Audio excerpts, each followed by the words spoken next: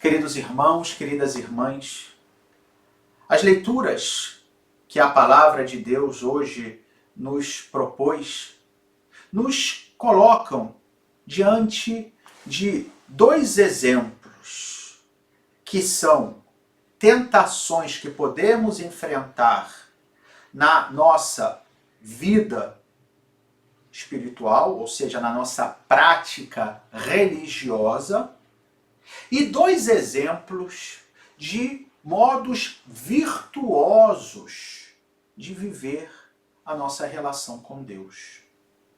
Em primeiro lugar, os perigos.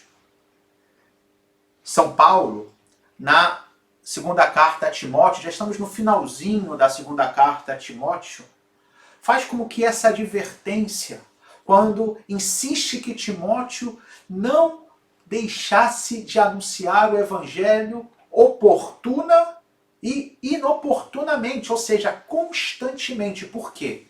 Advertia São Paulo que chegaria o momento em que as pessoas não iam mais suportar a sã doutrina, ou seja, a verdade que vem de Deus. Mas, se deixando levar pelos rumores, pelo prurido da curiosidade, se rodeariam de mestres ao sabor dos próprios caprichos. E assim, diz São Paulo, deixando de ouvir a verdade, se desviarão para as fábulas.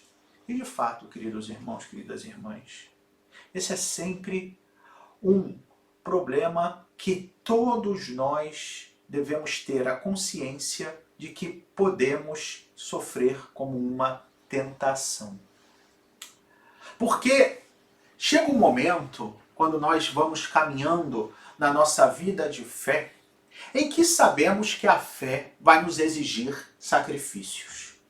Em que sabemos que a verdade daquilo que Jesus nos ensina, que no fundo do nosso coração reconhecemos como a coisa certa, mas exige de nós uma mudança de vida. E nem sempre nós estamos dispostos a mudar de vida. Ou dizendo com outras palavras, a nos converter. Porque a palavra de Deus, a fé em Jesus Cristo, nos exige uma constante conversão. E eis que, quando nós nos deparamos com essas situações que sempre, e aqui está a ação do inimigo, chegam diante de nós propostas que são muito mais agradáveis aos ouvidos. E por que são agradáveis aos ouvidos, muito embora, e atenção, não cheguem no nosso coração, como chega a palavra de Deus? Porque correspondem aos nossos caprichos.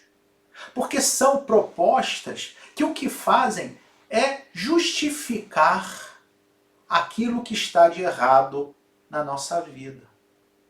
E isso vai ser sempre algo que a gente tem que estar atento.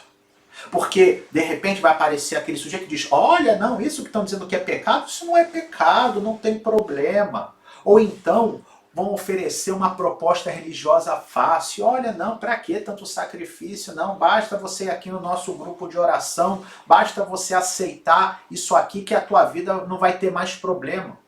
Ou pior, às vezes vem de forma, digamos, ainda mais sorrateira, como propostas doutrinais para situações que são muito complexas. Por exemplo, diante do sofrimento, quando nós perdemos uma pessoa querida, e que às vezes vem com aquelas coisas: olha, se você for nesse grupo, eles falam com os mortos, você pode se comunicar com aquela pessoa que morreu.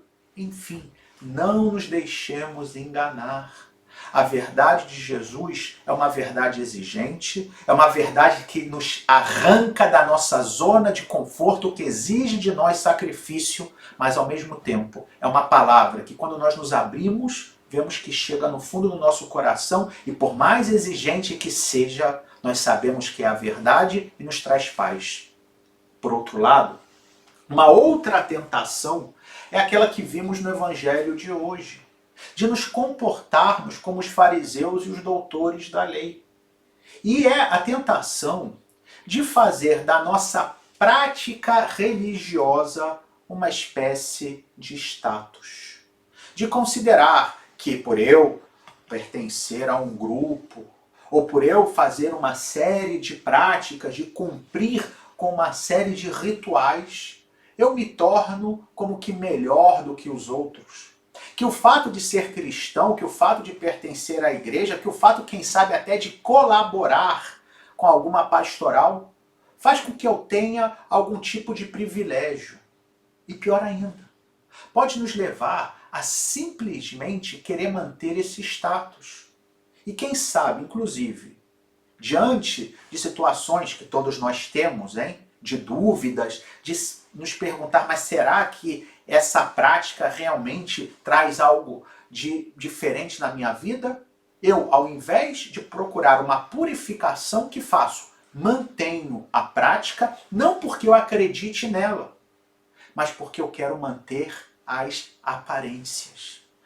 Às vezes, eu já vou à missa e quem sabe estou passando por um momento de crise de fé, tenho até algumas dúvidas sobre a Eucaristia, mas para manter as aparências eu continuo. Isso, queridos irmãos, queridas irmãs, é uma espécie de veneno para a nossa vida espiritual e que nós devemos fugir de forma decisiva, sermos sempre transparentes, não ter medo de que quando vem uma dúvida, nós não somos melhores ou piores por causa disso, mas às vezes é uma oportunidade que Deus nos dá de crescer e que nós, com humildade, possamos perguntar, possamos pedir ajuda, mas nunca viver de aparência, nunca sermos hipócritas. E diante desses dois perigos, as leituras de hoje também nos propõem, como eu disse ao início, dois exemplos virtuosos. O primeiro deles do próprio São Paulo, que durante toda a sua vida não fez outra coisa senão cheio de paixão, cheio de amor e cheio de contradições, cheio de perseguições e sofrimentos, ser fiel ao Evangelho de Jesus. E quando ele escreve a segunda carta a Timóteo, ele já estava preso em Roma, aproximadamente no ano 67, durante a perseguição de Nero. Sabia que seus dias estavam contados, que já estava para ser martirizado. E o que é que ele escreve? Combati o bom combate, guardei a fé. Para mim está reservada a coroa da justiça que o justo juiz há de me dar. Combati o bom combate. E é esse o exemplo que São Paulo hoje nos dá. De que não tenhamos receio de combater o bom combate, que não busquemos as soluções fáceis, que sejamos homens e mulheres que confiamos no Senhor e que mesmo nos momentos em que parece que o Senhor nos deixou abandonados, não é verdade, Ele está ao nosso lado, mas às vezes quer que nós sejamos mais fortes, que nos ajuda a nos purificar, que quer que sejamos como que homens e mulheres mais maduros na nossa experiência de fé. E por outro lado, o segundo exemplo é daquela viúva do Evangelho. Aquela pobre mulher que vai no templo e deposita 2 moedinhas que não valiam absolutamente nada. E Jesus, vendo o exemplo dela, e ao mesmo tempo observando como os homens ricos davam grandes quantias, mas de coisas que não lhes faziam falta, diz que aquela mulher tinha dado mais do que todos, porque ela deu daquilo que lhe era necessário.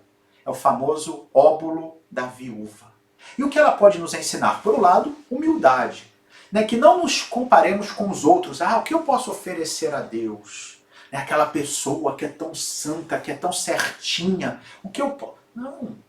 O que vale diante de Deus é a sinceridade com a qual nós oferecemos aquilo que temos. Atenção, aquilo que somos. Porque as moedinhas que Deus quer é, sobretudo, a minha vida, a sua vida. Mas padre, o que vale a minha vida? Pode não valer muita coisa em si, mas para Deus vale muito. E o que interessa é que você seja generoso. Por exemplo, eu como sacerdote, eu não mereço ser padre. Eu não mereço o ministério que tenho. Eu, sinceramente, diante de Deus, e reconheço isso, eu sou um miserável. Mas eu me coloco nas mãos do Senhor e confio que Ele há de fazer comigo aquilo que ele bem entender. Nos lembremos de um outro exemplo semelhante, que é a multiplicação dos pães e dos peixes. Quando aquele jovem oferece 5 pães e 2 peixes. O que eram 5 pães e 2 peixes para uma multidão? Nada. Mas Deus, com aquele pouco, faz maravilhas, como com a minha vida, com as 2 moedinhas, com a minha miséria, quando eu sou generoso.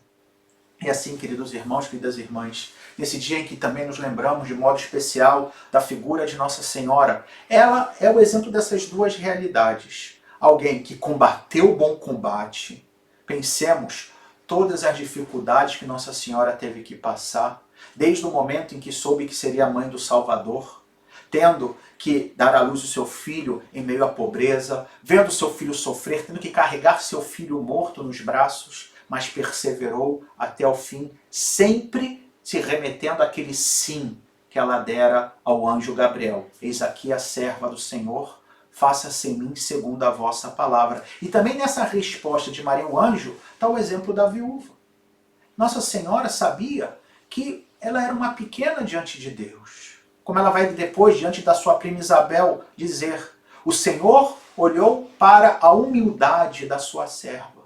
Maria sabia que não podia oferecer a Deus nada que fosse digno de Deus.